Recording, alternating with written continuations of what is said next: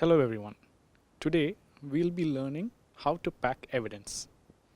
Evidence may be collected in any medical legal case, like in a case of suspected poisoning, assault, or sexual violence. Example of various types of evidence that you may collect in a case of suspected poisoning are clothes stained with vomitus, gastric aspirate or vomitus, strips of medicine, powders, syringes, vials, or containers found either on the person or at the scene of the incident. Before handling any evidence, make sure you are using appropriate personal protective equipment. The clothes stained with vomitus should first be air dried. Once dried, place a clean sheet of white paper over the dried vomitus and fold the item of clothing.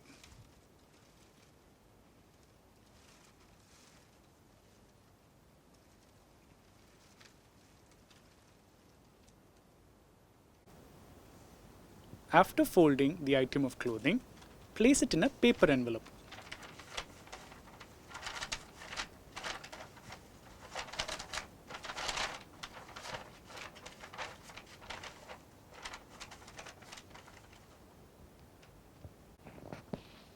If gastric aspirate or vomitus is collected, transfer about 100 ml into a glass container.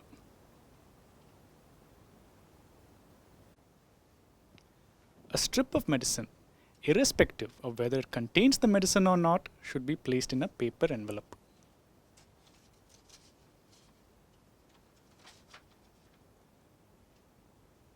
Loose medicines should be placed in a glass container.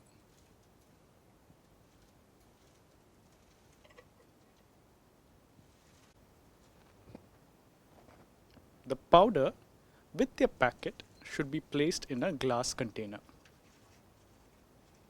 Similarly, syringe and the needle should also be placed in a glass container. For a container, first secure the cap or lid before placing in a cloth bag.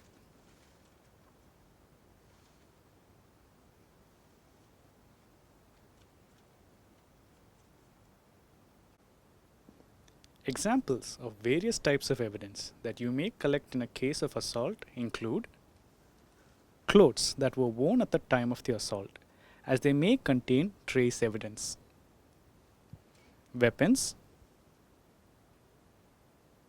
projectiles,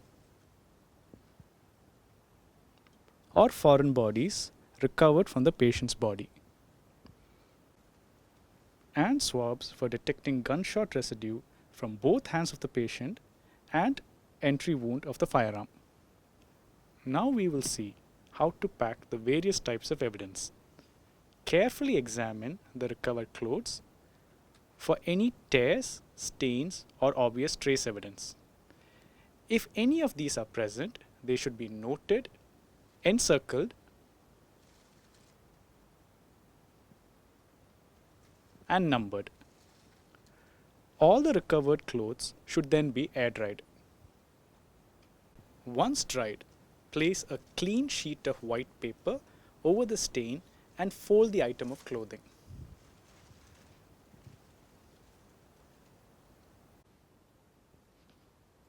The recovery of any projectiles like bullets, pellets, or shrapnel from the body of the patient should be done using rubber-tipped forceps,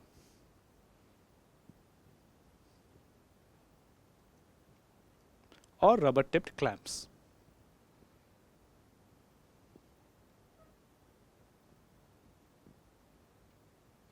Air dry the recovered projectiles. The recovered bullets should be transferred into individual containers packed with cotton or gauze using rubber-tipped forceps.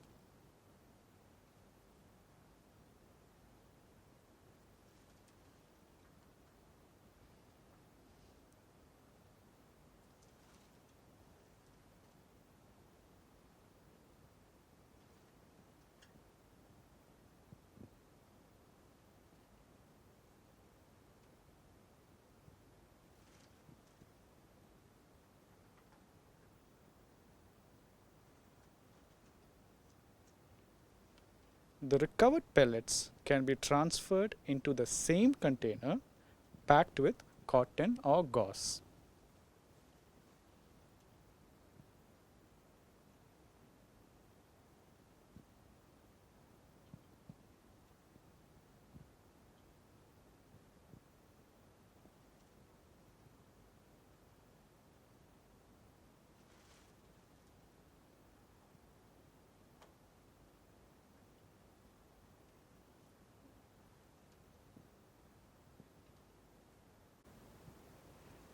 Air dry the recovered foreign bodies before placing them into individual containers using rubber tipped forceps or clamps.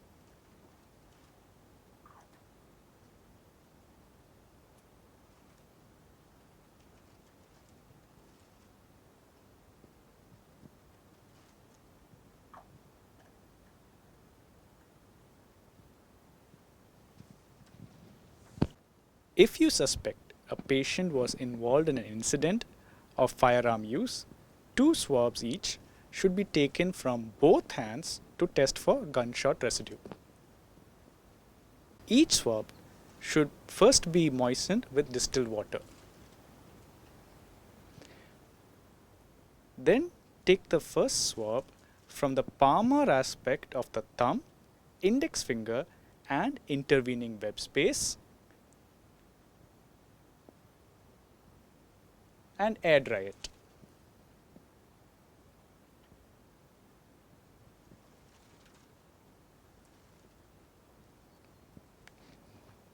The second swab should be taken from the dorsal aspect of the same area.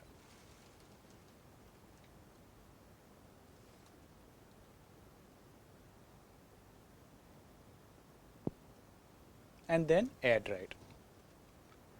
Repeat the same procedure for the other hand.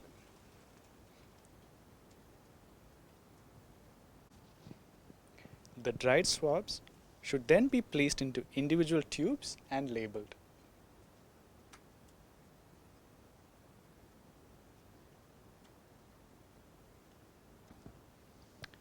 For packing the evidence, you require the following: individual labels for each item, glue to stick the paper envelope or labels, thread to tie or stitch the cloth bag with the container, sealing wax, metal seal, candle with matchbox.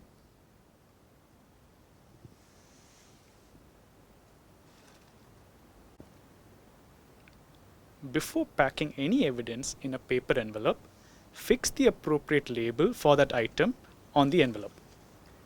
This label contains all the relevant particulars of the case, along with the sign and seal of the consultant.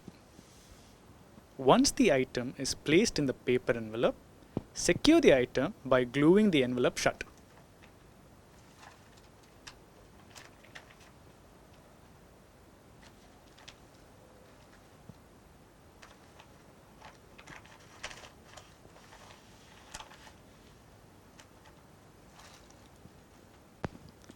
Hold the sealing wax over a flame.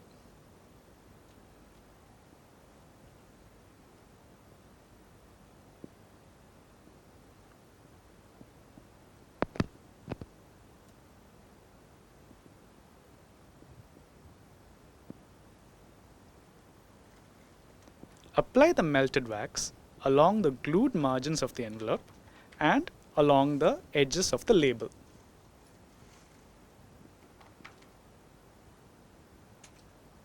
For this envelope, wax seals should be applied on these areas.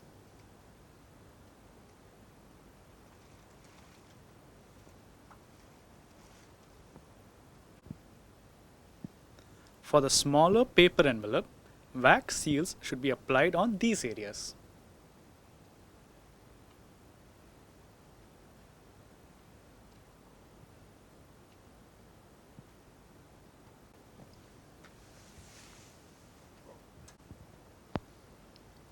Each container should be placed in an individual cloth bag.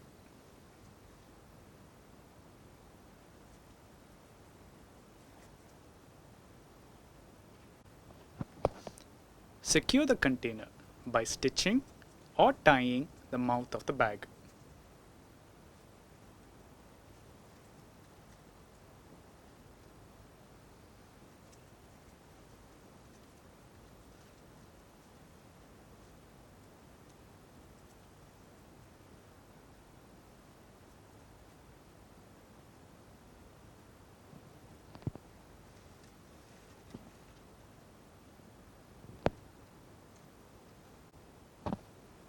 Wax seals should be placed along the stitches or along the thread and knot used to tie the bag.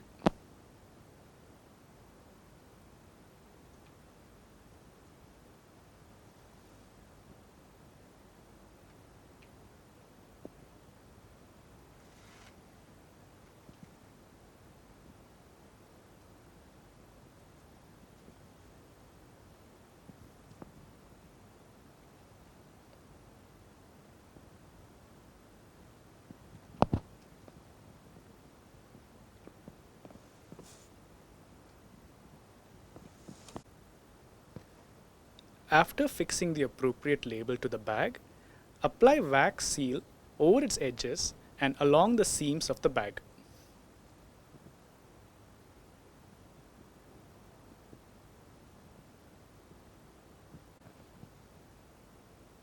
Every label should contain all the relevant details of the patient, like the name, age, sex, the MLC number, the type of sample preserved, the type of preservative used, and the date of preservation.